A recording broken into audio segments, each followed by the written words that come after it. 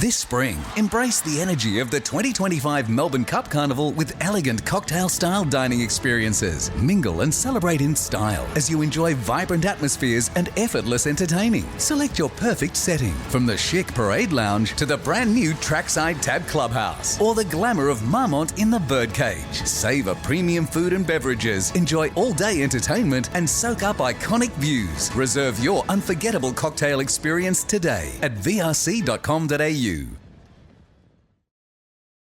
If you're a small business, I don't know where you get the cost to mount a legal action. It's the last thing you would need. Nonetheless, it did draw our attention to the fact that they were essentially co-located. They're located very near one another.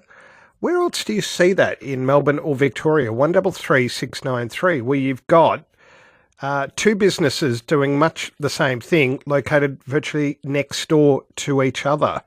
133 693. How common is it? And is it good? Is it good for us, the consumer? You would think it is, because as I mentioned earlier, there are two petrol stations not that far from where we live, and they're opposite each other, literally opposite each other. Now, that can be good, it can be bad. I don't know if they ring one another up and say, hey, what are you doing with your prices today?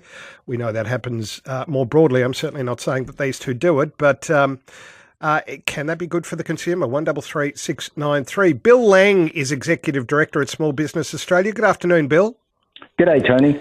As I said, this isn't good for either business. They'd prefer to be grooming dogs and not making lawyers richer.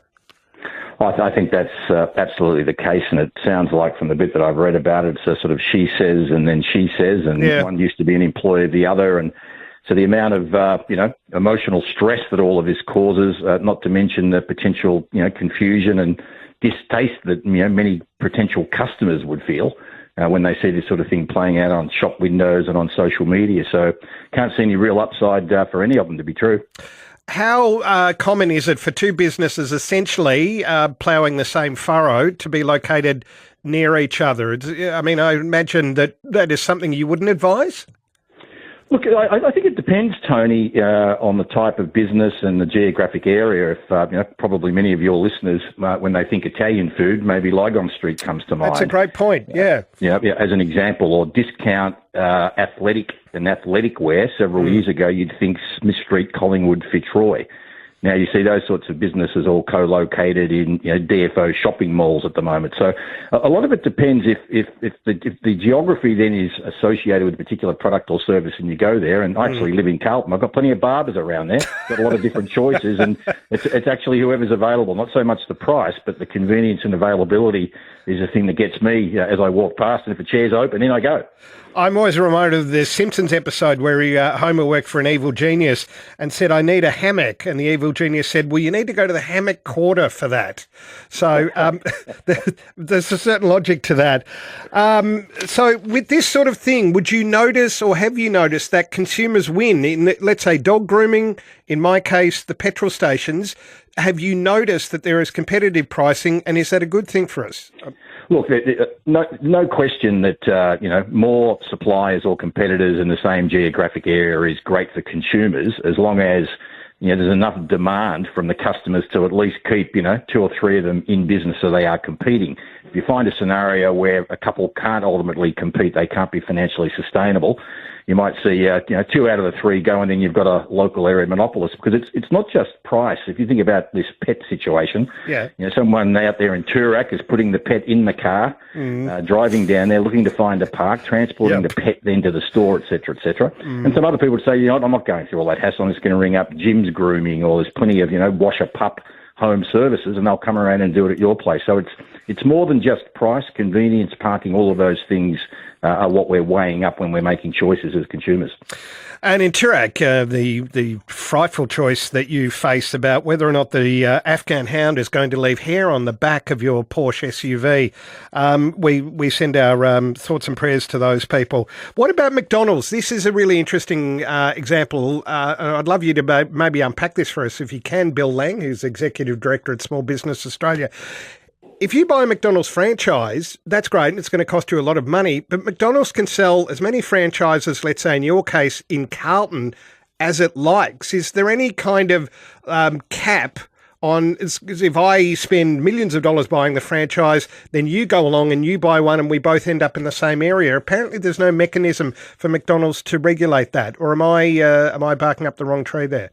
Look, I'm not going to claim to have deep knowledge of the McDonald's, franchising agreement, but most franchise systems will have some form of a limit in the agreement around how many will compete in your geographic area. So you'll have some form of geographic exclusivity, for your particular brand and those services. So I can't really, comment on McDonald's per se, but for anyone who's thinking about buying a franchise or a licensed business type brand where you're provided with all the sort of stuff that you need to get started and operate it, you just got to bring your own commitment and conviction and energy and motivation to make it all work. You've really got to always have a good look at these agreements and just understand what is the level of sort of protection.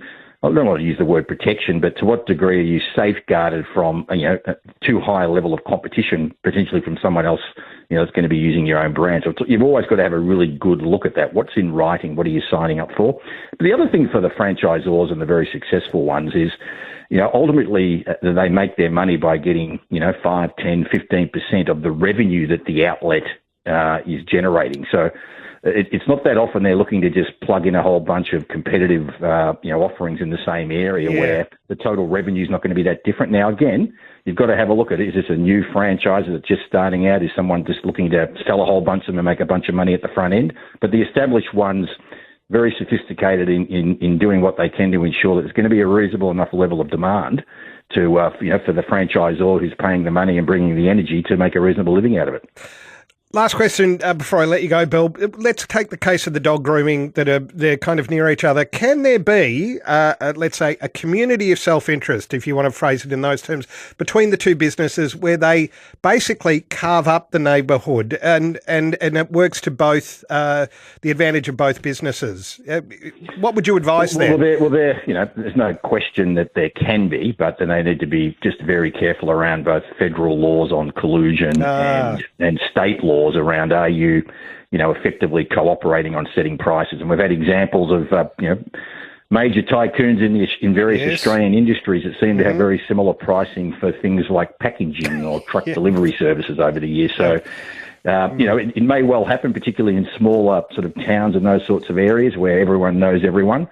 But at the end of the day, offer a competitive service, product, great service. Your customers, if you're getting great service, don't care what's on social media and what's being put on your windows. That's just keep delivering a great service to your current customers, and in most cases, you'll be fine. It always comes back to that. Bill Lang, always great to chat. I appreciate your time.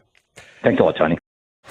This spring, don't just be part of the Melbourne Cup Carnival, own it with your very own private space on course. From intimate suites overlooking the winning post to trackside marquees and bespoke birdcage experiences. This is where business meets celebration and networking meets prestige. Host clients, impress colleagues and celebrate in style with premium dining, flowing beverages and the best views in racing. Private spaces are strictly limited. Secure your place at Flemington now. Visit vrc.com.au.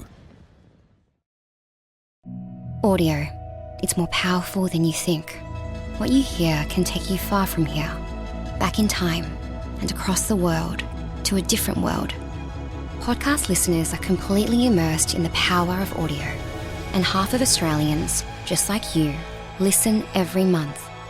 So imagine what your brand could do with podcast advertising like this.